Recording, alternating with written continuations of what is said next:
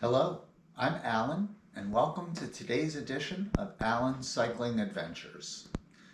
I know you're probably wondering, why is he inside and not outside with the bike?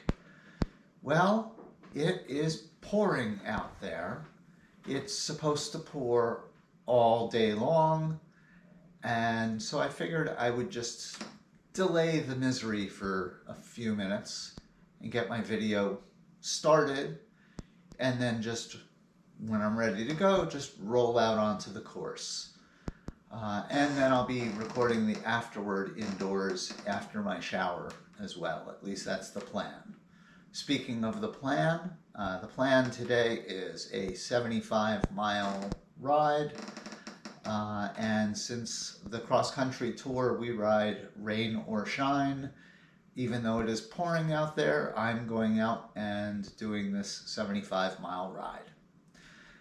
If you enjoyed today's video, be sure to give it a thumbs up. Click the subscribe button to subscribe to my channel.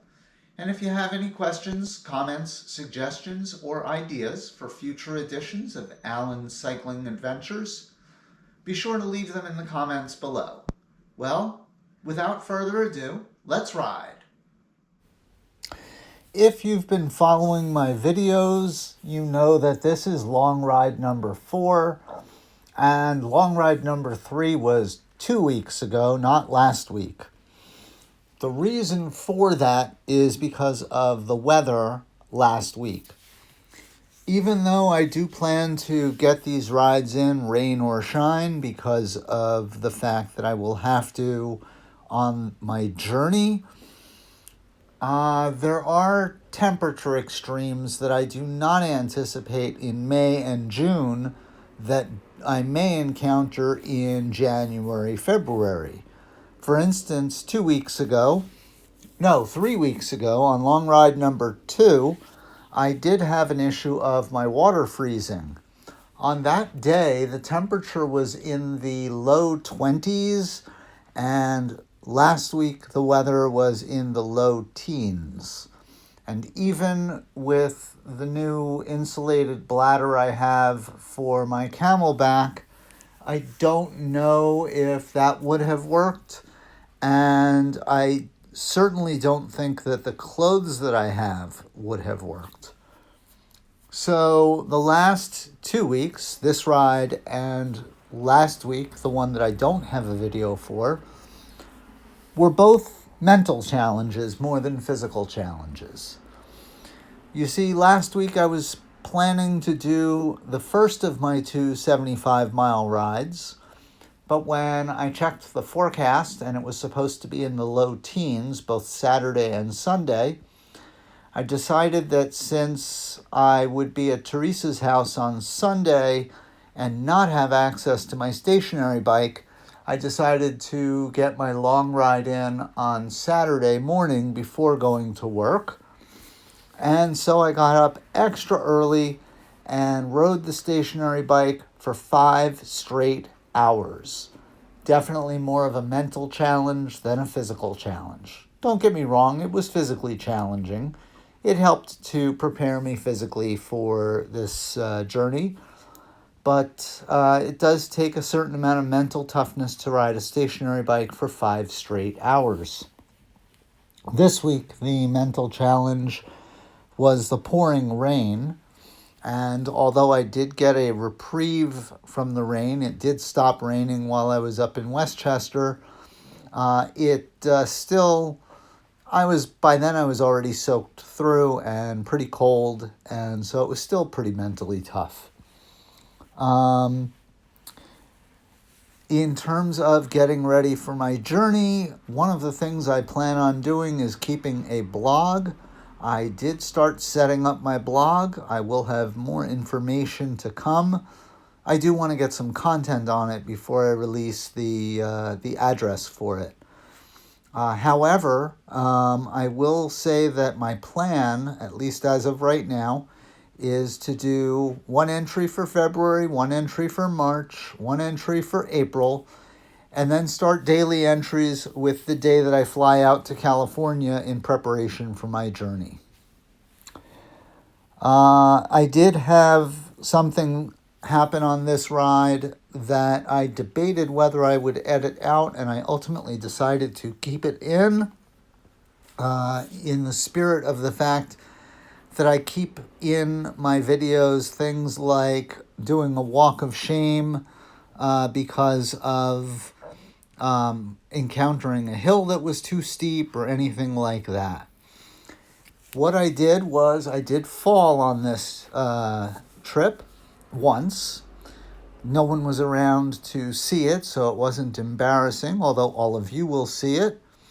What happened basically was, as I was coming back across the Tappan Zee Bridge, I thought I had missed my turn, so I turned around to backtrack, realized I had not gotten to my turn yet, and when I went to turn back around, I came to a stop and I unclipped my right foot, as I always do, and then I started to turn to the left, and of course you lean left when you turn left.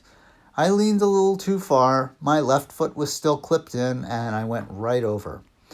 It was so quick that if I didn't mention it, you probably wouldn't notice it, but after you see me cross back over the Tappan Zee Bridge, which is that bike path with the blue pavement, you will see a moment where I go down, I get back up, I take a good look at the bike, and I jump on and start riding again.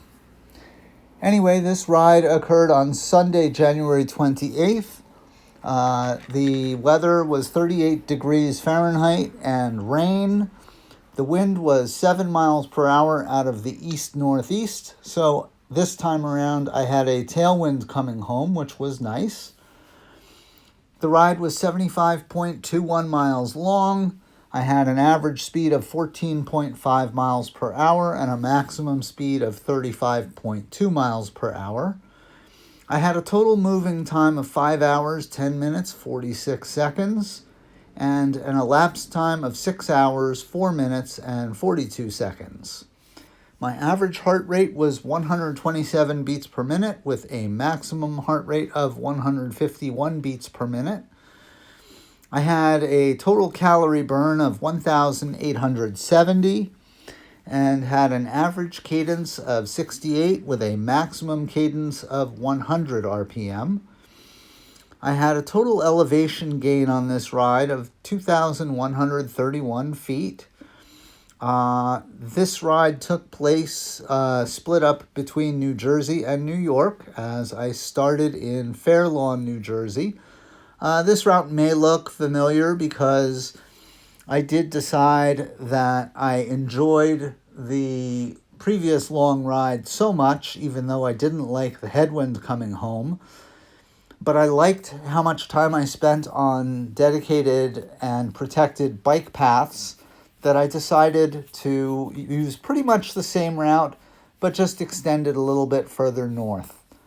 And so I started in Fair Lawn, New Jersey, rode through Paramus, Ridgewood, Hohokus, Township of Washington, Westwood, Old Tappan, and then I crossed into New York to Tappan, New York, Sparkill, Piermont, Grandview-on-Hudson, South Nyack, at which point I crossed over the Governor Mario M. Cuomo Bridge, also known as the Tappan Zee Bridge.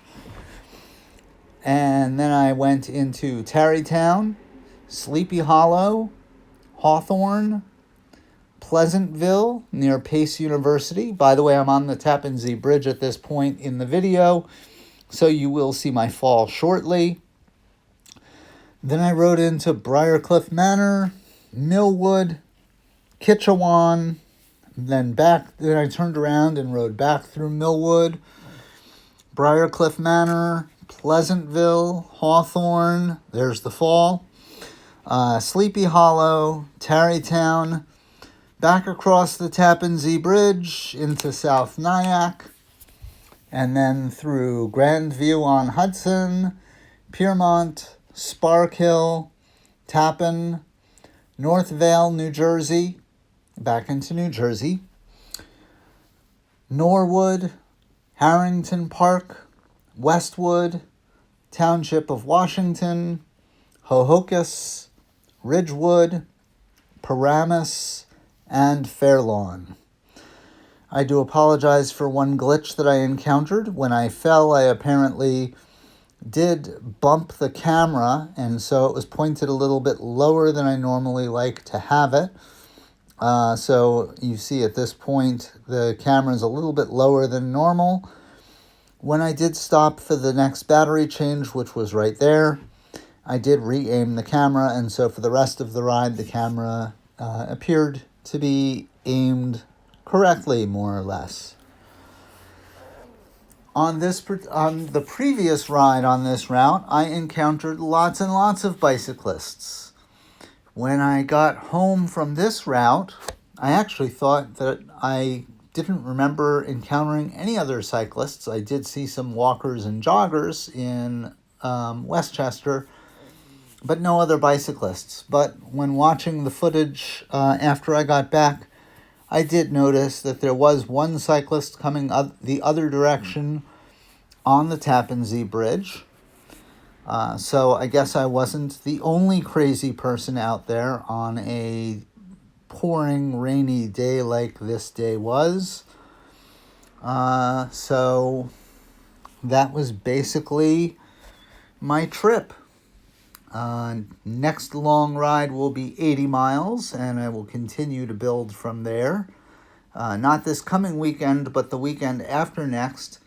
I have 3 long rides in a row. I'm doing 80 miles on Friday, 60 miles on Saturday, and then 80 miles on Sunday. There is definitely a cumulative effect of stringing these long rides together, and so that will certainly be helpful in my preparation, since I will certainly be stringing long ride after long ride after long ride on my journey. At this point, I'm getting close to getting back to Teresa's house.